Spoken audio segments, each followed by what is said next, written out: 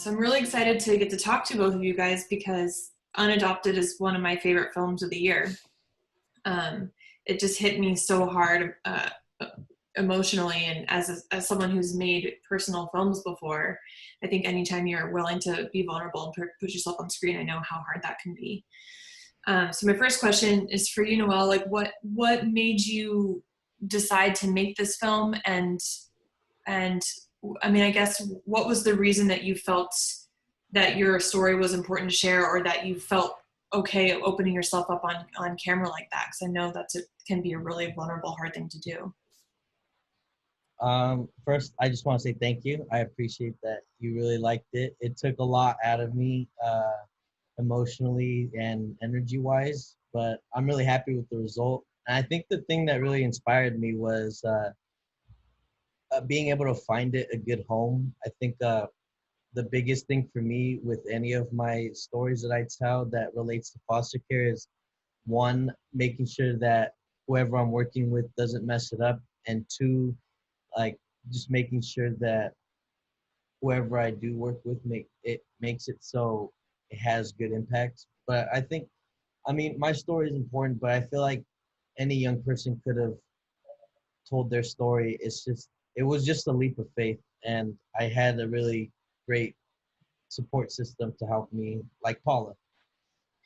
So Paula, how did you two meet and come to work together, and what was the collaboration process like? Well, Noel had been working at youth radio for was it a year, Noel? Or longer? Longer. Yeah. And I knew the former CEO of youth radio through a colleague, and this colleague sort of reached out to me and said, that youth radio wants to make a documentary about one of the people who work there. His name is Noel, and he's a journalist. He's won an award for an NPR piece he made, and you should meet him and talk about what that film might look like. So that's kind of how it started. And I met Noel the first time I came into youth radio, now YR Media's office, and we kind of chatted. I don't know what that was like for you, Noel, but immediately it just seemed to me, having heard your NPR piece, that there was just a lot to explore about your story and about what had happened to you in foster care. Yeah, I mean, that was my first time doing a documentary, and I mean, I love having conversations with it. And if the people that kind of helped me develop this had trust in Paula, I felt like I could definitely be open then and trust her with my baby. Yeah, there's so much in the film that's pretty enraging, that you got diagnosed with things that you weren't told you were diagnosed with, or that you never received letters from your mother. So much of that is it's so heavy. What was the process of filmmaking like when you were in those moments, and how did the two of you work together, and how did you build that trust? It probably looked different from Paula behind the camera, but I think for me in front of the camera, I knew that scene, the lake scene that you're talking about, where I'm going through what I thought they were testing me for, that I ultimately didn't test positive for, whatever, Alzheimer's or whatever it's called. But yeah, I think that was hard because I didn't really know what I was going to get from those case files. But I knew I was ready to read them, and it was a lot of preparation the day before, kind of knowing that I might have to spiritually heal from this or prepare, and then really letting myself understand that whatever I read in this doesn't necessarily make it true. It's more or less like a burn book, or a book kind of documenting what people observed from me, Mm-hmm. or what they felt. They had to get written down for court hearings, because I mean, you got to remember, a lot of those things that are being written are people's jobs, and like they have to have X amount of things written down to present to a judge, or else they're not doing their job right. And I mean, ultimately, they don't do their job right, but they just get the documents filled to basically satisfy that. So that's what I kind of went in a mode, kind of getting ready to read that. Yeah. Yeah, I mean, I think, you know, one of the things going into making the film with Noel was really trying to let Noel guide the process as much as possible. So I think with like the getting the documents or speaking with Daniela, Noel's biological mom, you know, we really tried to let Noel lead. It's like, because Noel, I think you were the one who suggested you wanted your mom on camera, and you were also the person who sort of had brought up like, there's these court documents I've been wanting to get. I definitely I had that drafted when it was me, Paula, and whoever else was working on it at the time.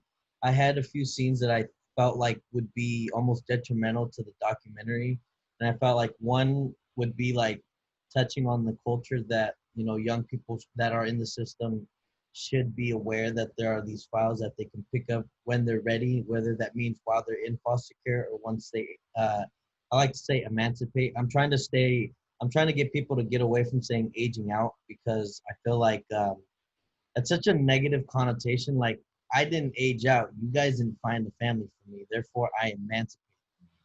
I feel like when you say age out, it throws it on the young person. But back to what I was saying, I was like, picking up the court scenes, I felt like was a cultural importance for young people in the system.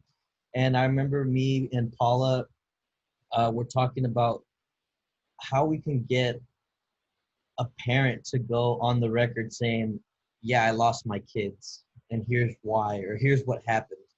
And I felt like it was going to be impossible to find somebody that would admit that. So I would just try to get my own parent to admit. That's kind of how that happened. That's interesting. Paula, what was like the most challenging part of making this film? I imagine you guys probably had a lot of things going on. I mean, I think, you know,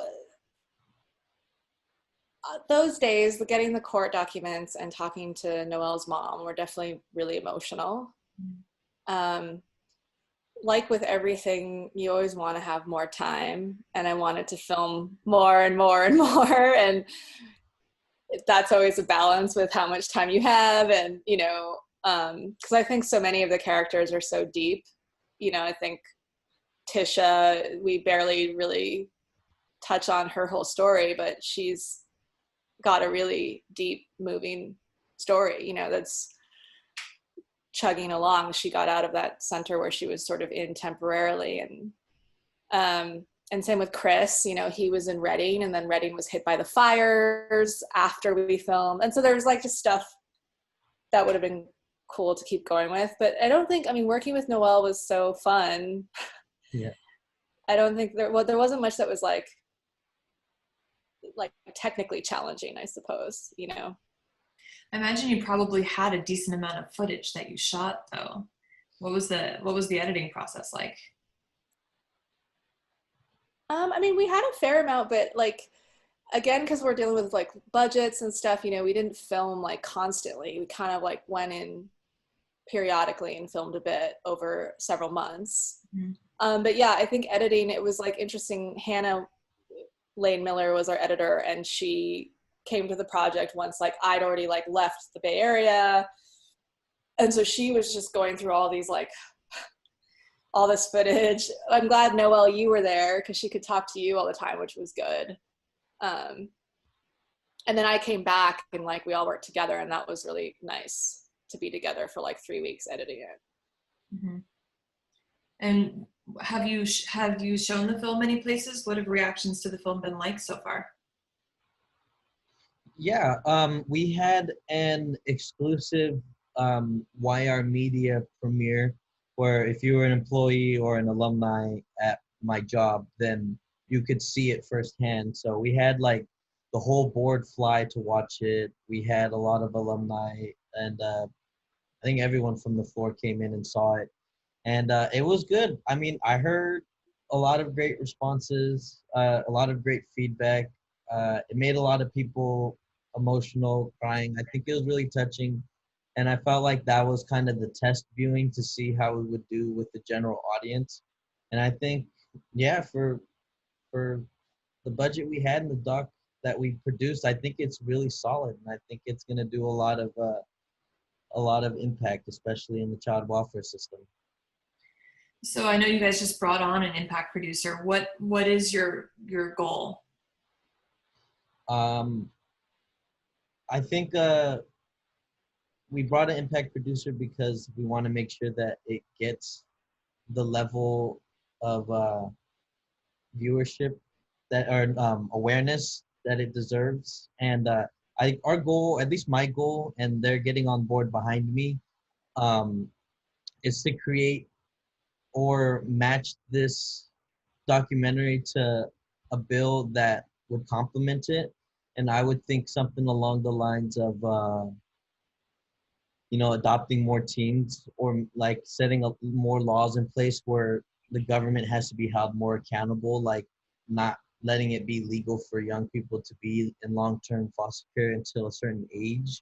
Or I'd like to see money budgets moving towards like self-sustaining or family recovery, but there are new problems that are arising too that it could pair with like COVID coming, hitting in waves. I know that California is at an all-time low for foster families, uh, and a lot of kids, at least from my sources, unfortunately, they're getting shipped out because there aren't any families that want to have someone's kid during COVID, which sucks. So I'd like to see like money incentives for foster parents, because I know right now it could cost anywhere between 5 to 25K to adopt a kid, where it should be the other way around. The government should be paying us money to adopt their kids, because we're the government's property and they're trying to sell us more or less. That's a pretty grim way to put that. Yeah. That's yeah. Sorry guys, that's I just got I'm a little speechless after hearing that. What Noel, what do you plan to do with your career? Are you gonna make more films? Are you gonna continue working, trying to put together stories? What other kinds of stories are you interested in telling? I don't know how much I could say because I don't want people to steal my ideas, but I'll answer your question where I would love to get more into the film industry. I think this might be one of my mediums. I didn't really uh, expect myself to go in it this early, but their universe has plans and I'm just following them.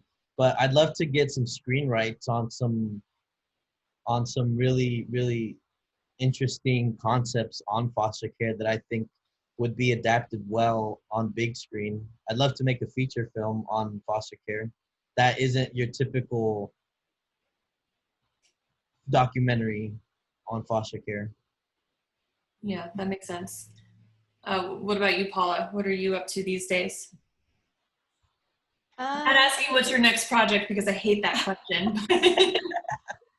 Yeah, no, I've been producing a doc for Vice, and just got back from Brazil, where I worked on what will be an hour-long film about COVID and fake news and sort of what's going on down there. So that'll be fun in a certain sense. But yeah, I mean, I'm with Noel. I would love to make a feature, probably a feature documentary at some point in my career. And I hope to stay in touch with Noel and see how it's going and help if I can. Most definitely.